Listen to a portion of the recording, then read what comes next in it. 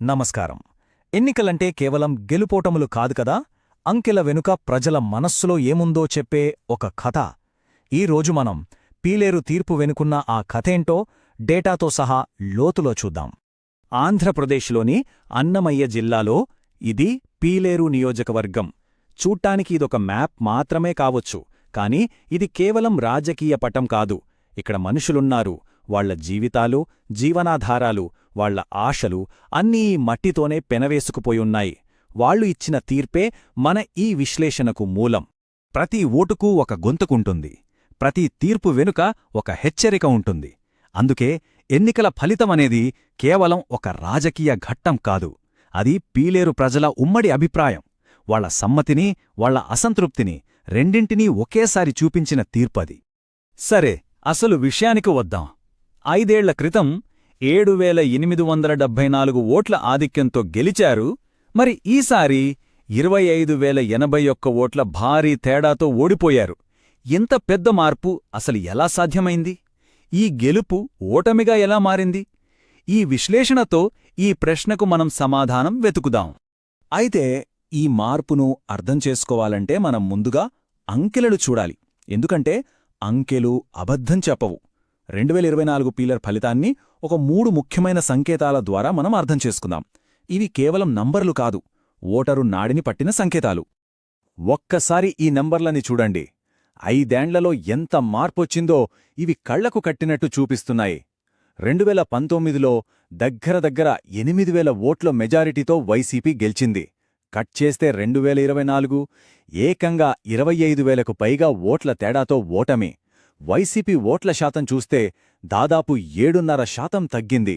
అదే టైంలో టీడీపీ ఓట్ల శాతం ఏకంగా 10% పెరిగింది. ఇది మామూలు మార్పు కాదు, ఒక రాజకీయ పెనుతుఫాన్ లాంటిది. ఈ ఓట్ల మార్పునే మనం స్వింగ్ అంటాం. ఈ చార్ట్ చూస్తే మనకు ఇంకా క్లియర్గా అర్థమవుతుంది. వైసీపీకి -7.4% అంటే వాళ్ల ఓట్లు అంత శాతం తగ్గాయి. అదే టీడీపీకి +10% అంటే వాళ్లకు అన్ని ఓట్లు అదనంగా వచ్చాయి. ఈ భారీ స్వింగే ఈ ఫలితాన్ని నిర్ణయించింది. ఇక్కడే ఒక ఆసక్తికరమైన విషయం ఉంది. 2019తో పోలిస్తే ఈసారి పోలింగ్ పెరిగింది. సుమారుగా 15,000కు పైగా ఓట్లు ఎక్కువగా పోలయ్యాయి. సాధారణంగా పోలింగ్ పెరిగితే అది అధికారంలో ఉన్న పార్టీకి లాభం చేస్తుందని అనుకుంటారు. కానిక్కడ సీన్ రివర్స్ అయింది. పెరిగిన ఓటింగ్ అధికార పార్టీ ఓటమిని ఇంకా పెద్దదిగా మార్చేసింది. అంటే ఏంటి? కొత్తగా ఓటు వేసిన వాళ్లు మార్పు వైపే మొగ్గు చూపారని స్పష్టంగా తెలుస్తోంది. సరే, ఇప్పటిదాకా మనం ఏం జరిగింది అనే అంకెల్ని చూశాం. ఇప్పుడు అసలు కథలోకి వెళదాం. ఎందుకు జరిగింది? ఈ ఓటమి వెనకున్న అసలు కారణాలు ఏంటి? ఓటర్లు ఎందుకు అంత అసంతృప్తితో ఉన్నారు? మా విశ్లేషణలో ఈ తీర్పు వెనక 4 ప్రధాన కారణాలు కనిపిస్తున్నాయి. మొదటిది, సంక్షేమ పథకాలు అందాల్సిన వాళ్లకు సరిగ్గా అందకపోవడం. రెండోది, అవినీతి గురించి ప్రజల్లోకి బలంగా వెళ్లిన ప్రచారం.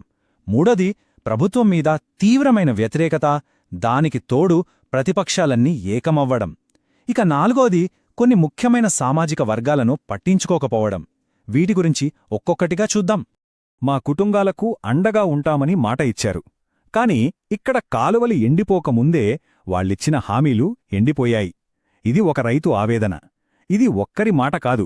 ఇచ్చిన హామీలకు క్షేత్రస్థాయిలో ఉన్న నిజానికి మధ్య ఉన్న గ్యాప్కి అద్దం పడుతున్న వేలమంది రైతుల గొంతుకైది.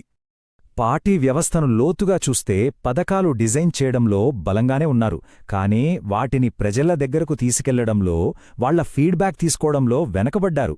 కింద స్థాయిలో క్యాడర్ బలంగా ఉన్నా ఓటర్లలో అసంతృప్తి పెరుగుతోందన్న విషయాన్ని పసిగట్టడంలో ఆలస్యం చేశారు. ప్లానింగ్ పేపర్ మీద బాగుంది, కానీ గ్రౌండ్లోకి వచ్చేసరికి గ్యాప్ వచ్చేసింది. అదే ఓటర్లలో నిరాశకు కారణమైంది. ఈ సమయంలో ఒక ముఖ్యమైన విషయాన్ని మనం గుర్తుంచుకోవాలి. ప్రజాస్వామ్యంలో ప్రజలతో మాట్లాడటం ఒక బాధ్యత. వాస్తవాలతో మాట్లాడాలి. ఓటర్ గౌరవాన్ని కాపాడటమనేదే అన్నిటికన్నా ముఖ్యం. ముఖ్యంగా అవినీతి ఆరోపణల్లాంటి వచ్చినప్పుడు నిరాధార ప్రచారాలు కాకుండా వాస్తవాలను ధైర్యంగా ప్రజల ముందు ఉంచడమే నాయకత్వానికి అసలైన పరీక్ష. సరే, ఇప్పటిదాకా సమస్య ఏంటో చూశాం. ఇప్పుడు పరిష్కారం వైపు అడుగులేద్దాం. కోల్పోయిన నమ్మకాన్ని మళ్లీ ఎలా సంపాదించుకోవాలి? దీనికొక పక్కా ప్రణాళిక, ఒక బ్లూప్రింట్ కావాలి.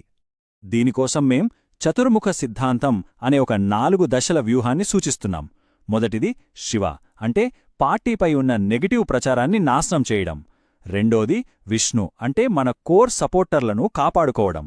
మూడోది బ్రహ్మ, అంటే కేడర్లో ప్రజల్లో ఒక కొత్త ఉత్సాహాన్ని సృష్టించడం. నాలుగోది దుర్గా, అంటే మనం బలహీనంగా ఉన్న చోట ఒక రక్షణ కవచంలా నిలబడటం. ఈ 4 సూత్రాలు ఒక బలమైన పునాది వేస్తాయి. నమ్మకాన్ని మళ్లీ కట్టాలంటే ఒక్కో వర్గంపై ప్రత్యేకంగా దృష్టి పెట్టాలి. రైతులకు రైతు భరోసా, సబ్సిడీలు టైంకి అందేలా గ్యారంటీ ఇవ్వాలి. నియోజకవర్గంలో దాదాపు 40% ఉన్న ముస్లిం ఓటర్లతో, వాళ్ల పెద్దలతో నిరంతరం టచ్లో ఉండాలి. మహిళలకు ఇళ్ల పట్టాలు, పెన్షన్లు ఆలస్యం కాకుండా చూడాలి. బీసీ, ఎస్సీ కమ్యూనిటీలకు సంక్షేమ పథకాలు నేరుగా వాళ్ల కుటుంబాలకే చేరుతున్నాయో లేదో నిర్ధారించుకోవాలి. ఇక్కడ మనం 2 రకాల పనుల్ని వేరుచేసి చూడాలి. ఒకటి దీర్ఘకాలికమైనవి, రెండవది తక్షణమే చేయాల్సినవి. ప్రజా సమస్యల పరిష్కార వ్యవస్థను పూర్తిగా మార్చడమనేది ఒక దీర్ఘకాలిక వ్యూహాత్మక చర్య. అదే ప్రతి మండలానికి క్యాడర్ను పంపడం, ఫేక్ న్యూస్ను ఎదుర్కోవడానికి ఒక వార్ రూమ్ పెట్టడం లాంటివి వెంటనే చేయాల్సిన ఆపరేషనల్ పనులు. ఈ 2 ఒకేసారి జరగాలి. మనం ముగింపుకొచ్చాం.